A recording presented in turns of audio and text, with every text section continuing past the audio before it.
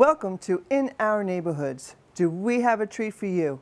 This month you get a nature tour of Hidden Cypress, the front 9 with Village Green, and the back 9 with the Willowbrook neighborhoods. Speaking of treats, don't let us trick you. Enjoy this montage of the Booze and Brews as they cruise through Hampton Village and the annual Village Green costume party that never disappoints. But first, what is fall without a good scavenger hunt? Let's watch Mariners Cove as they have fun at theirs.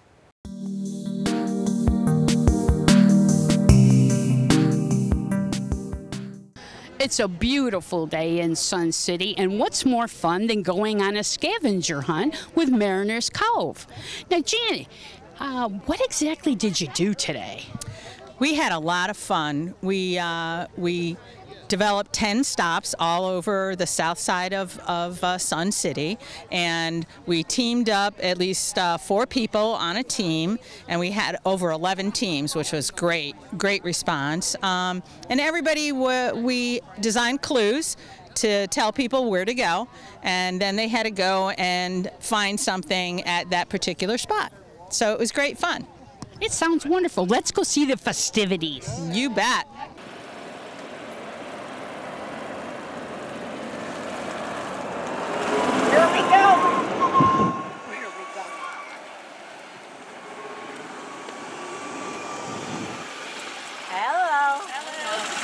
Hey.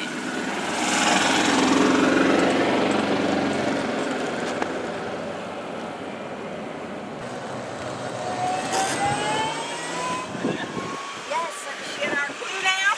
No. Anything that way? Where are these things? Come on. Come on, you gotta see. You gotta find them. They're out there.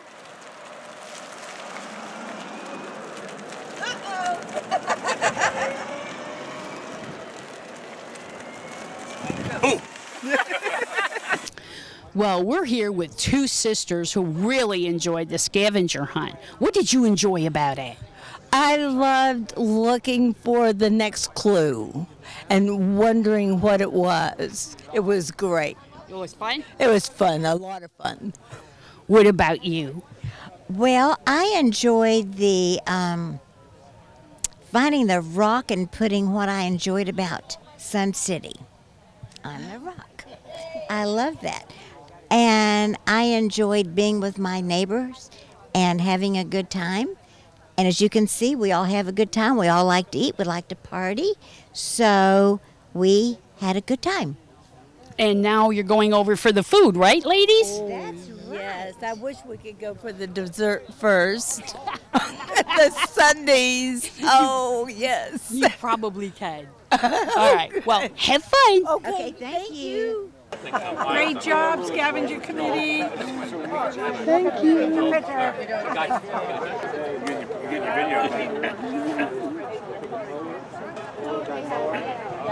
That was a good day. Thank you for doing all that.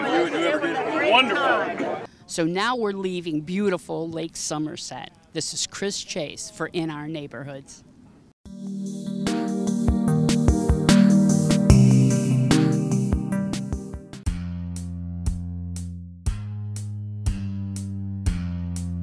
Four different stops around the neighborhood. Each had something different to eat and drink.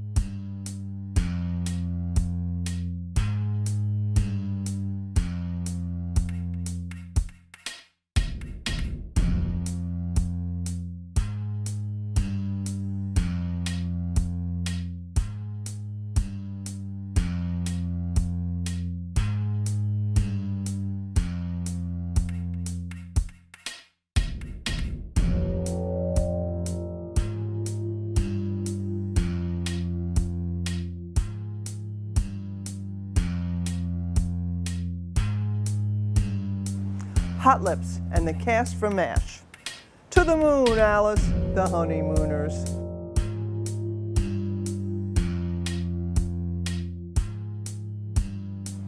The Four Tops, now that's really cute.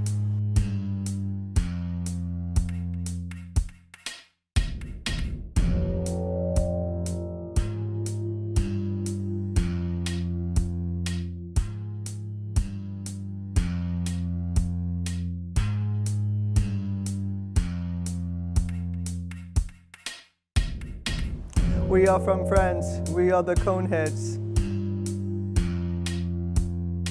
And the winners are Kiss.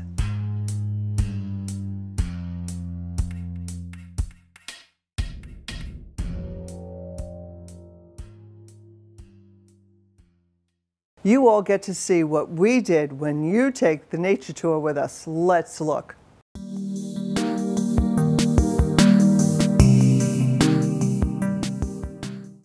We are here on this beautiful morning to take a tour, a nature tour of the Hidden Cypress Golf Course Front 9 with the Village Green neighborhood. Let's go.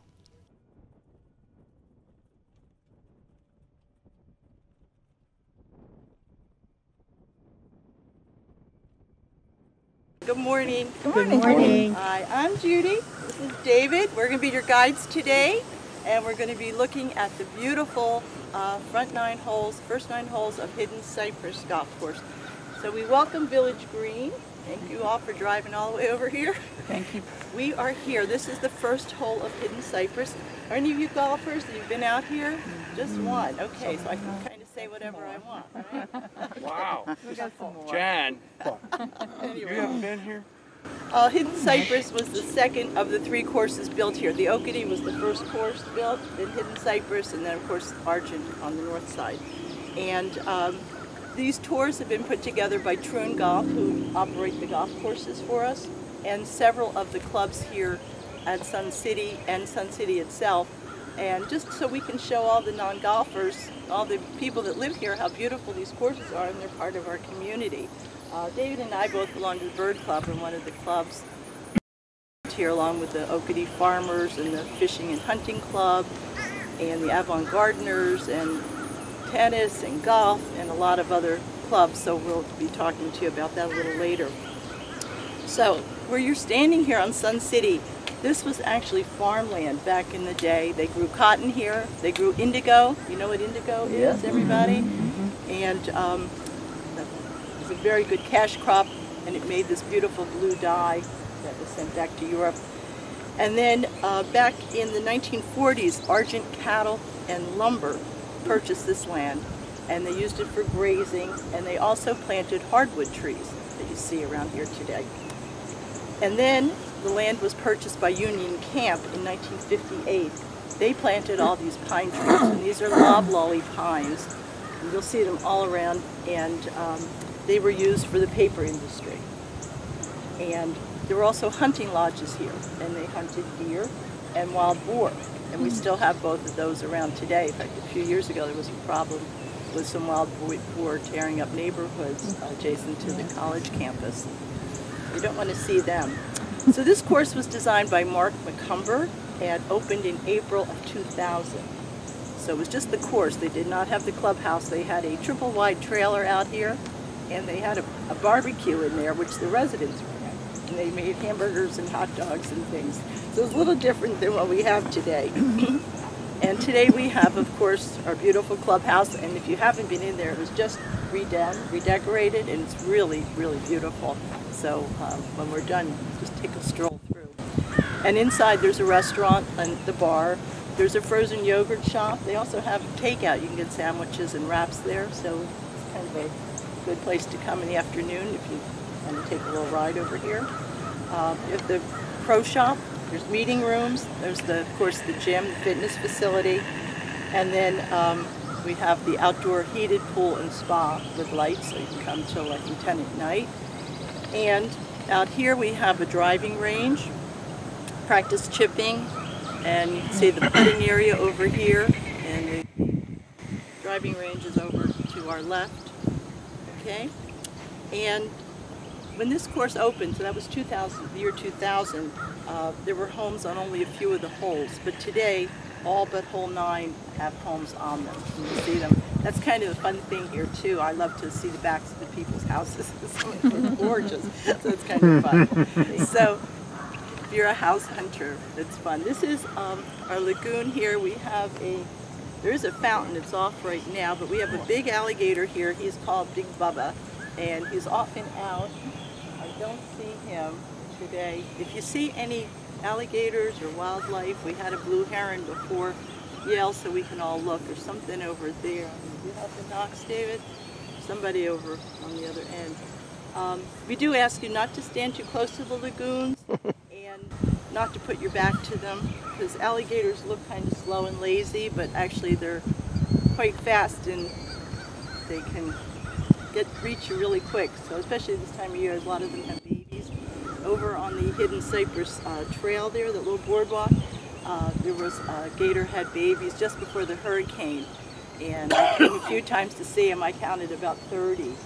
And they were right below the boardwalk. She had them, and you could all see her head, and then all the babies crawling around. So they seem to be gone now. I don't know where she took them, but they're there. Alligators used to be endangered. We have the American alligator here, but they had a really big government program to bring them back. They outlawed using the alligator skins for shoes and bags like our mothers had back in the 50s. And they're no longer endangered. In fact, there are almost 1 million American alligators now. And they can grow up to be 15 feet long and about 1,000 pounds, so not something you want to tangle with. Anyway, and this is the time of year, well, spring, and even now that they'll have babies, so the females can be very aggressive. And then also in spring when it's mating season, so you do want to be careful, particularly if you go out in the dark or you're walking a pet. So be really careful. What some of the birds we're going to see today, and we've got pictures for you to take a look at. We're going to see wading birds, blue herons, egrets, snowy egrets, ibis. We'll point them out. We're going to see. Is over on the far shore there, but it's pretty hard to see. Is that the blue heron? Yeah. Yeah. He's over, it's walking around. We'll see. Hopefully, we'll see more. We'll see cormorants and anhingas. You see a lot of those around the lagoons at the front entrance. And hopefully some other things. This course has killdeer. It's the only place I see them here. They're kind of interesting bird with stripes around their neck, and usually they're over by the putting green, so if you're lucky, we'll see some of them. We see a lot of bluebirds here, and we see, well, talk about that one. You'll see bluebird boxes. This bird club has put a bluebird box on every hole in every golf course. And they will also put one in your backyard if you like. I think they charge $40, David? Yes. And they will come out, they're built at the wood shop here, and they will come out and install it in your yard.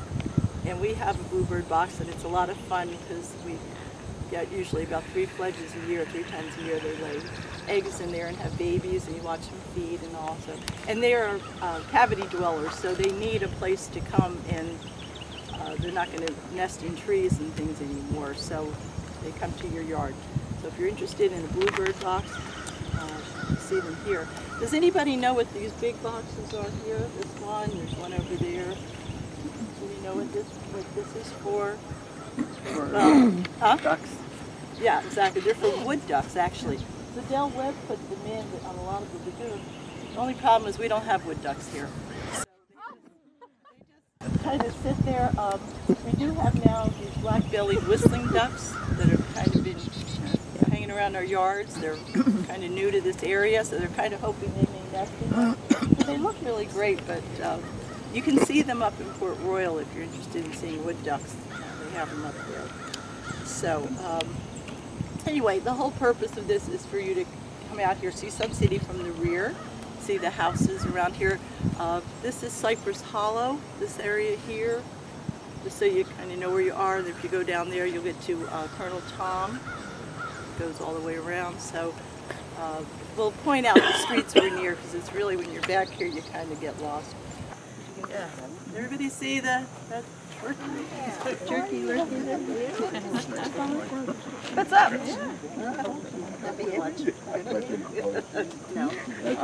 So this is, we're on the way to hole 2, but this is a natural area. As you can see, they don't mow in here. And the reason they don't do that is there are a lot of deer hang out here, and it says in my script, wild turkeys, and there you go. And this is the first time I've seen a wild turkey here, but I did used to get a lot of them in my yard, and they can really mess up your mulch. So that's pretty good wildlife find today. What we have here is a live oak, which is one of our most recognizable trees here. And of course, they can live to be hundreds of years old. And hanging from that is Spanish moss, which is not moss and not Spanish, but that's what we call it. It's actually okay for the tree. It's not a parasite.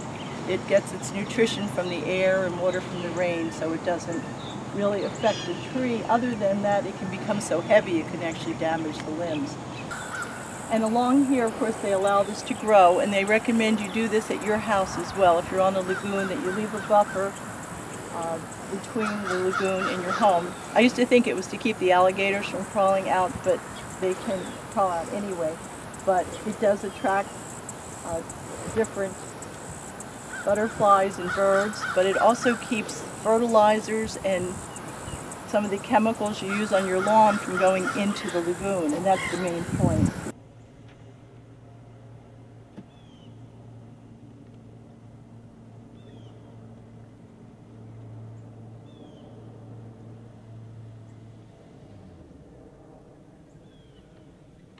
We are here with Doug and Kathy Mills and John and Lynn Meeker, and they have just come off the nature tour for the Hidden Cypress Front 9. How was it, guys? It was wonderful. Wonderful, yeah, and very enlightening. We loved it. It's very beautiful. Interesting, very interesting. What was the best part of the tour, John? I think it was realizing what we have as an asset right in our backyard. And how about you, Lynn? Oh, I loved seeing the alligator.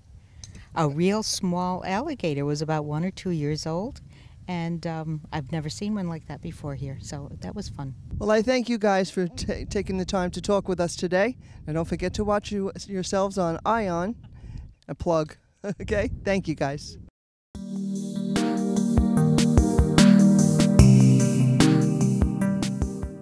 Well, welcome to the back 9 of Hidden Cypress. We're going to take another nature tour, a sunset nature tour. We hope to see a lot of birds, a lot of alligators too, but mostly we want to see the flora and fauna that is around and all about the nature.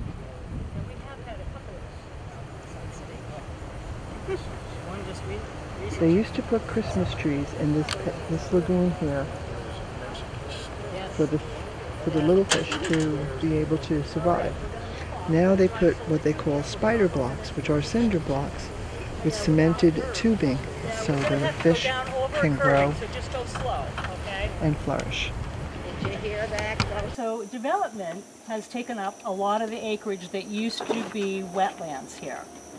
And to kind of replace that, they have put in a lot of lagoons. And Sun City has more than 260 lagoons.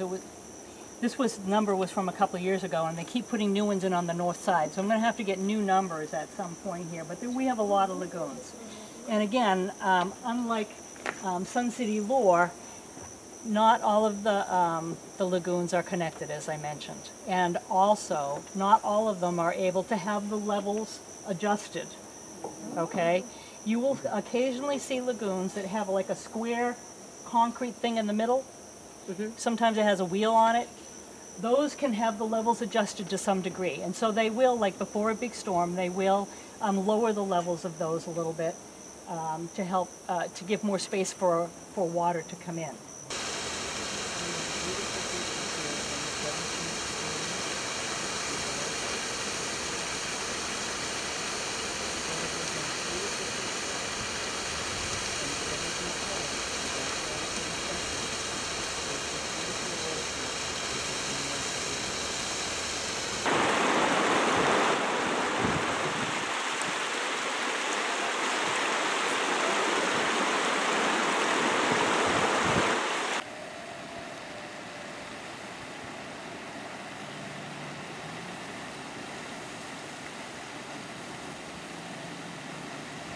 Inside, about a third of the way down, there's a female anhinga there, and she's Oh, got got that her. chestnut Oh, right. neck. If anybody wants to look through, Oh, I see her. Yeah. Sitting right there all and by this is herself. a great white egret coming in right now for landing. Oh, look at that. How nice. Mostly one kind of a bird, or do a variety of birds go in here? A whole variety of birds. We have the majority probably are the white ibis that have that long beak, but we also have, again, there's anhinga in here right now. I'm not sure if those are snowy egrets down there or if they are, I have to see their legs, but little blue herons that are like a bright charcoal blue. Really pretty bird. They're much smaller than the great blue herons, but their juveniles are white. And so they look a little bit like the snowy egrets, which are also white in the same size. Yeah. But the snowy egrets have black legs and what we call orange galoshes. They have bright orange feet, whereas the juvenile little blues have like a greenish gray leg. So that's the only way you can really tell the difference. So I haven't seen what these guys... But you can even see woodstock in here. You hear that noise? Yeah. Those are the black-bellied whistling ducks. Yeah. Oh, there's There one. they are. Yeah. Yeah. Has everybody seen those guys? There's a whole bunch of them They're on on the the ground ground. right there. They are very pretty ducks. Are they the ones with the red beak? They have that bright red beak and those great big orange feet. Through the whole flock of them. And that's why they're called whistling ducks. They don't quack. They don't quack like a duck. They whistle. So this story on the black-bellied whistling duck, again, similar story. They are a tropical duck. And if you look at bird books from like 10 years ago. Oh, hello. I love them. They're curious. One bird that's pretty far off to sea. Look at them from the side there. Their tree is a redheaded woodpecker. Oh, really? Yeah. Oh, cool. What's your glasses? He's got them. Anybody who's got binoculars, there's a redheaded woodpecker in that tree up there, that sort of dead-looking tree that's taller than all the others. There's a redheaded woodpecker there.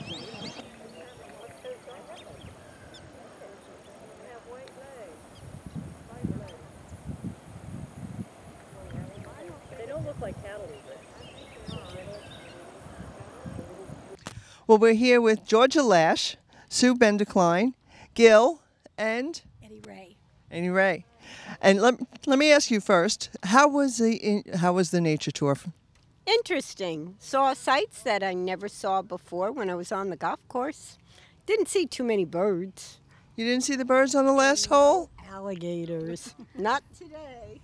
You didn't see the birds on the last hole? One, but that's it. Georgia, you're an old hat at this. Help me here. Okay, this is my fifth one, and it was quiet out there, but there is still something kind of magical about getting to be places where a non-golfer can't go, and you get to see, and of course that 17th hole, all the water, the ponds, I mean, it's just magical, and it's ours, it's part of our neighborhood. Right. So. And Gil, being a golfer, how did you enjoy taking these ladies around? Oh, I enjoyed it because now I got to look at the holes in a whole different. I didn't have anybody pushing behind me, so I could check it all out. And I'm playing golf those 9 holes tomorrow, so I'm all set. That's true. That's true. Very true. Would you recommend this to your other neighbors and to clubs? Sure, because then this way you get to see what we really do have here. Ann? Well, it was my first tour, and it was very, very interesting. I enjoyed it. Thank you for watching this episode of ION. We would love to hear about the events in your neighborhood. Please contact via email at our email address, suncitytvhh@gmail.com, at least 2 weeks in advance so we can give you the coverage you deserve. And stay tuned to SCTV for more episodes of In Our Neighborhoods.